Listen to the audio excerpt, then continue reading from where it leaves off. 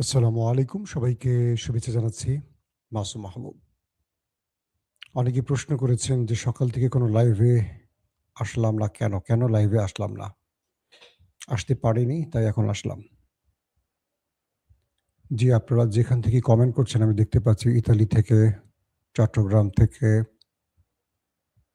আরো বিভিন্ন দিনাজপুর জেলার বীরগঞ্জ থেকে, কক্সবাজার থেকে, রোহিঙ্গা ক্যাম্প থেকে। ওকে। আপনি কি আমাকে শুনতে এবং দেখতে পাচ্ছেন ক্লিয়ার? কোনো সমস্যা আছে? আ খাগড়াছড়ি থেকে আমি দেখতে পাচ্ছি। ওকে। নোয়াখালী থেকে বাকের, ধামরাই, গৌরীপুর, হবিগঞ্জ, ভোলা জেলা থেকে দেখছি। ওকে। দুবাই থেকে দেখছেন, আসাম থেকে দেখছেন। ওকে দর্শক, পুরো পৃথিবীর নজর এখন পাকিস্তানে। কারণ পাকিস্তানে মার্কিন এবং ইরানের ডেলিগেট পৌঁছে গেছে। ইরানের পক্ষ থেকে এসছেন স্পিকার বাকের গালিবাফ, পররাষ্ট্রমন্ত্রী আব্বাস আরাকচি সহ একটি প্রতিনিধি দল। নেতৃত্ব দিবেন স্পিকার বাকের গালিবাফ।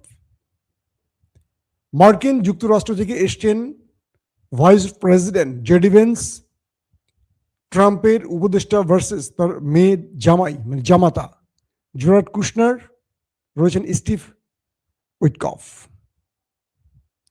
মার্কিন যুক্তরাষ্ট্র থেকে ৩ জন গুরুত্বপূর্ণ অফিসিয়াল, আর ইরান থেকে 2 জন স্পিকার এবং পররাষ্ট্রমন্ত্রী। ইরান এই বৈঠকের আগেই আমেরিকাকে একটি প্রেসার তৈরি করে দিয়েছে যে এই বৈঠক হবে কি হবে না এটা ইরান চিন্তা করছে।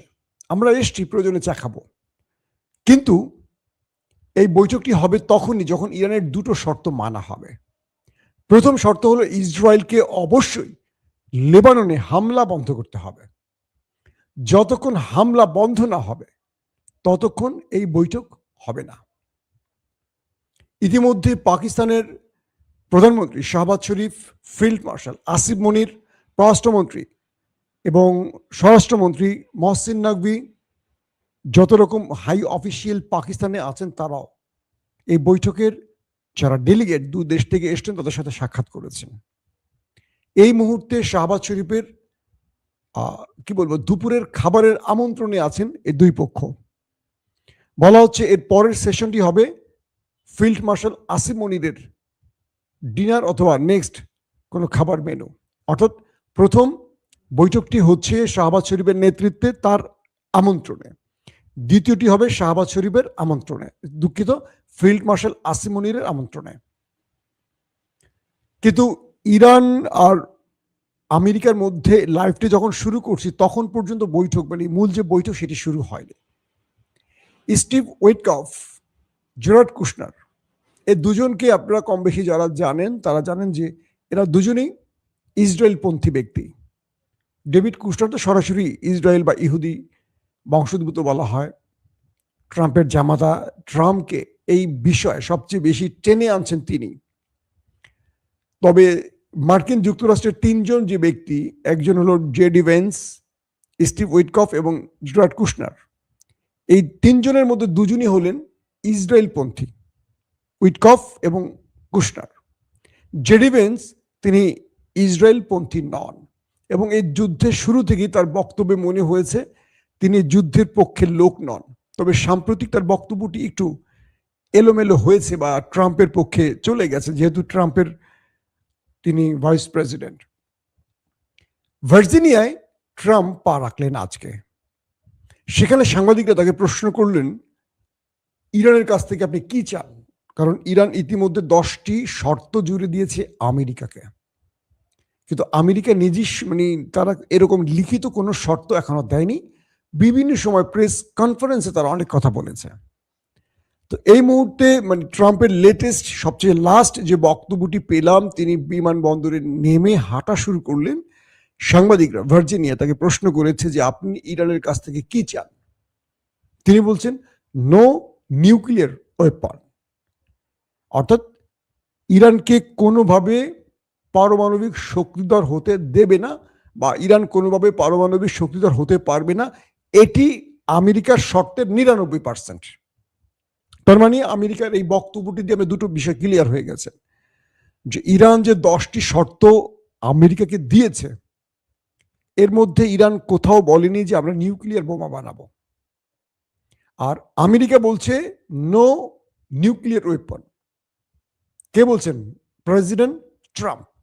তার মানে যদি এই আলোচনাটাকে স্থায়ীভাবে একটা ভিত্তি দেওয়ার চেষ্টা করা হয় তাহলে সম্ভব। কারণ ইরান যে 10টি চুক্তি করেছে তার মধ্যে বলা আছে তারা শান্তিপূর্ণ নিউক্লিয়ার প্রজেক্ট এগিয়ে নেবে। সেটা কি? বিদ্যুৎ, স্বাস্থ্যসেবা মানে চিকিৎসা সহ যেগুলো প্রয়োজনীয় বিষয় সেখানে। ইরান কিন্তু একবারও বলেনি যে আমরা নিউক্লিয়ার বোমা বানাবো। তার মানে ট্রাম্প যে শর্তটি দিয়েছে ইরান এক বাক্যে মেনে নেবে যে আমরা আমেরিকার দাবিটি 100% রক্ষা করবো যে আমরা নিউক্লিয়ার বোমা বানাবো না। কারণ এটা ইরান ঘোষণা দিয়ে বানাবে না। ইরান যদি বানায় তাহলে বানায় ফেলছে এতদিন, এখন শুধু টেস্ট করা বাকি। আর যদি ইরান না বানিয়ে থাকে তাহলে বানিয়ে ফেলবে। এটা আমেরিকাকে বলে করে কিছু করা লাগবে না, কারণ বানিয়ে ফেলার পর আর আমেরিকা কিচ্ছু করতে পারবে না। এটা লুকোচুরি করে বানাতে হবে, এটা ঘোষণা দিয়ে বানাবে না। তাহলে আমেরিকা ইরানকে আর কোনো শর্ত দিচ্ছে না আপাতত, লাস্ট ট্রাম্পের বক্তব্য অনুসারে। ইরান চাইছে কি? ইরান চাচ্ছে বেশ গুরুত্বপূর্ণ যেগুলো, এক, তাদের রাষ্ট্রে যে হিট করেছে, যুদ্ধ চলছিল 40 দিন, সকল ক্ষতিপূরণ। 2 নম্বর, গালফ থেকে আমেরিকাকে চলে যেতে হবে, আরবে থাকতে পারবে না। 3 নম্বর, ইরানের উপর নিষেধাজ্ঞা যে ছিল সেই নিষেধাজ্ঞা প্রত্যাহার করতে হবে, ইরান তার মতো এখন ব্যবসা বাণিজ্য করবে। 4 নম্বর, ইরানের যে টাকাগুলো ব্যাংকে জমা আছে, অর্থাৎ আপনারা জানেন যে ইরান যে তেল বিক্রি করছে বা তার জ্বালানি বা গ্যাস বিক্রি করেছে, এই টাকাগুলো ইরান ঠিকমতো পায়নি। পৃথিবীর বিভিন্ন ব্যাংকে ইরানের 100 থেকে 120 বা তারও বেশি বলা হচ্ছে 140-এর মতো 140 বিলিয়ন মার্কিন ডলার ইরানের আটকা পড়েছে। 140 বিলিয়ন কল্পনা করতে পারেন? বাংলাদেশের ফুল রিজার্ভে বোধহয় কত 16 থেকে 19 বিলিয়ন ডলার আছে বাংলাদেশের একটা রাষ্ট্রের ফুল রিজার্ভে। আর ইরানের বাইরের দেশে আটকা পড়েছে 120 থেকে 140 বিলিয়ন মার্কিন ডলার। এই টাকাটা ইরানের হাতে আসলে বুঝতে পারছেন ইরান আমেরিকার কি বলে সৌদি আরবকে টেক্কা দিয়ে চলে যাবে। অর্থাৎ ইরান যদি হরমুজ প্রণালীতে যে দাবিটি করেছে তারা এখন টোল আদায় করবে। প্রতি বছরে ইরান প্রায় ধরে নিলাম একদম কম 100 থেকে 150 বিলিয়ন মার্কিন ডলার আয় করবে প্রতি বছর। এটা এক্সট্রা আয় তাদের, মানে এই আয়টা তাদের কিচ্ছু করতে হবে না, শুধু হরমুজ প্রণালীতে বসে থাকবে, জাহাজের থেকে টোল নেবে, এটা যোগ হয়ে যাবে ইরানের। তার মানে ইরানের অর্থনীতি ঘুরে চলে যাবে, অন্যদিকে চলে যাবে এখন। নাম্বার 2, যদি নিষেধাজ্ঞা প্রত্যাহার করা হয় তাহলে ইরান এখন তেল বিক্রি করবে বিশ্ববাজারে। তার মানে কি সৌদি আরব, কাতার, কুয়েতকে ইরান 10 বছরে ছাড়িয়ে চলে যাবে অর্থনৈতিকভাবে। তো এখন যে বিষয়টি তৈরি হয়েছে, ইরান মানসিকভাবে আমেরিকাকে চাপে ফেলতে প্রথমেই বলছে বৈঠক হবে কি হবে না নির্ধারণ করব আমরা আসছি, প্রয়োজনে পাকিস্তানে চাটা খেয়ে চলে যাব। আগে আমাদের প্রথম দুটো দাবি রাখতে হবে। প্রথম দাবিটি হলো ইসরায়েলকে লেবাননে হামলা বন্ধ করতে হবে। বলা হচ্ছে ট্রাম্প ইসরায়েলকে বলেছেন ফোন করে হামলা বন্ধ করতে, এইটুকু পর্যন্ত আমি জানি। এবং এখন পর্যন্ত লাস্ট আপডেট হামলার খবর কিছু সময়ের জন্য এখনো পাইনি যে ইসরায়েল লেবাননে হামলা করছে বা এরকম কোনো খবর পাইনি। এর মাধ্যমে ইরান আমেরিকাকে প্রথম খেলাই মানসিকভাবে চাপে ফেলে আলোচনার বসাচ্ছে যে প্রথমে তুমি আমার দাবি মেনে আসছো, তার মানে আমি অন করছি, তুমি ফেল করছো। নাম্বার 2, যদি ইরান তার শর্তের গুরুত্বপূর্ণ যে শর্তগুলো, কিছু শর্ত হয়তো ইরান ছাড়বে কিন্তু মূল শর্ত একটাও ইরান ছাড়বে না, তাহলে কি হবে? দুই পক্ষ আবার লড়াইয়ের ময়দানে চলে যাবে এমন ঘোষণা আসছে। ইরান বলছে ট্রিগারে হাত, আমেরিকা বলছে ওরা ইরানকে এই সভ্যতা থেকে মুছে ফেলবো। এখন আমেরিকা মুছতে পারবে কিনা আর ইরান কি করতে পারবে সেটা পরের বিষয়, কিন্তু এই যুদ্ধটা আবার শুরু হোক এটা আমেরিকাও চায় না, ইরান তো নাই। দেখেন আজকে খুব ইন্টারেস্টিং একটা ব্যাপার হয়েছে। বাকের গালিবাফ, ইরানের যিনি স্পিকার, তিনি যে বিমানটিতে এসছেন ইরান থেকে পাকিস্তানে, সেই বিমানটির মধ্যে সকল সিট খালি রেখে বাচ্চাদের ছবি লাগানো ছিল। এই বাচ্চারা হলো আমেরিকা ইসরায়েলের হামলায় পাকিস্তানে যেসব বাচ্চারা শহীদ হয়েছে তাদের ছবি লাগানো। তিনি এই ছবিটি সোশ্যাল মিডিয়া দিয়ে খুব করুণ একটি পোস্ট করেছেন। চিন্তা করা যায় ইরানে 150 থেকে 200 মতো শিশুকে ওই দেশটি একদম টার্গেটে হিট করে মেরেছে। গাজায় যেমন ওরা মারতে পারে, ইরানে মেরেছে। ওদের শিশুদের প্রতি এত রাগ ক্ষোভ কেন? পুরো পৃথিবী দেখছে এটা নিয়ে। কি বলবো, একটা আমরা প্রতিবাদ, বাংলাদেশ একটা শক্ত প্রতিবাদও জানায়নি। আমরা নাকি স্বাধীন, গণতান্ত্রিক ডেমোক্রেসি কি কনস্টিটিউশন। আরে ভারী ভারী কথা পার্লামেন্টে শুনি আর ঘৃণা লাগে আমাদের। আমরা এখন বুঝতে পারছি না বাংলাদেশের আসলে প্রধানমন্ত্রীকে। পার্লামেন্টে যাকে দেখছি তিনি কথা বলছেন না, শুধু হাসছেন আর তালি দিচ্ছেন আর টেবিল চাপড়াচ্ছেন। তাকে তো আমরা বাংলাদেশের কি বলবো আগামী দিনের একজন কিং মেকার মনে করছি। তিনি কেন চুপ? যাকে বলা হচ্ছে অন্য দেশের প্রেসক্রিপশনে চলছেন, তাকে কেন সুপ্রিম ক্ষমতা দেয়া হয়ে গেছে? এগুলো নিয়ে প্রশ্ন আসছে, তার এই জবাবগুলো আমরা খুব আশা করি তার কাছ থেকে। তো বাংলাদেশ ইরানের এই শিশু হত্যা বা নারী হত্যার বিষয়ে একটা শক্ত প্রতিবাদ করতে পারেনি। এটাও আমাদের জন্য লজ্জার। তার মানে আমরা স্বাধীন হইনি, এটি স্পষ্ট হয়ে গেছে। কেউ যদি স্বাধীন বলেন তাকে বলে দিবেন যে আমরা স্বাধীন হইনি, আমরা এখনো ওদের ইচ্ছায় চলি। আসেন তারপরের গুরুত্বপূর্ণ খবরটি কি। ইরান বলছে যে এই আলোচনায় একটি পথ খুলবে, সেটি হলো আমেরিকা কি চায়। কারণ ইরান যে দাবিগুলো করছে, এই দাবিগুলো ইরানের বৈধ অধিকার। যে কথাটি আমি শেষ করেছিলাম, 150 থেকে 200 শিশু যাদেরকে স্কুলে বোম্বিং করে হত্যা করেছে, তাদের প্রত্যেকের ছবি সেই বিমানটির সিটে ছবি লাগানো ছিল, এবং তাদের যে স্কুল ব্যাগ যেগুলো পুড়ে গেছে, ফুল, এই বাচ্চাদেরকে, ইরানের বাচ্চাদেরকে স্কুলে ফুল দেয়া হয়, সেই সিটগুলোতে ফুল রাখা হয়েছে, এদেরকে বলা হয় বেহেশতি ফুল। এই দৃশ্যটা যারা দেখেছে, পাকিস্তানে অনেকে দেখার সুযোগ পেয়েছে। এটা একটা প্রতিবাদ হিসেবে এটা ইরান করেছে, বুঝতে পারছেন? পুরো পৃথিবী যেন দেখে। প্রতিটা বাচ্চা, নিহত বাচ্চার ছবি বিমানের সিটে দেওয়া হয়েছে এবং পুরো পৃথিবী এটাকে দেখেছে। বাকের কালিবাব যখন এই ছবিটি দেখিয়েছেন সোশ্যাল মিডিয়ায়, পুরো পৃথিবী দেখেছে, এটাকে শিরোনাম করেছে খবরের। যে তথ্য এতদিন মানুষ অনেকেই জানতো না বা অনেকে আড়াল হয়ে গেছে যুদ্ধের কারণে, আজকে পুরো পৃথিবী দেখছে যে ইরানের এই শিশু নিষ্পাপ বাচ্চাগুলোকে কিভাবে নিষ্ঠুরের মতো মেরেছে ওরা। কিভাবে জবাব দিবেন মিস্টার ট্রাম্প, কিভাবে জবাব দিবেন মিস্টার নেতানিয়াহু?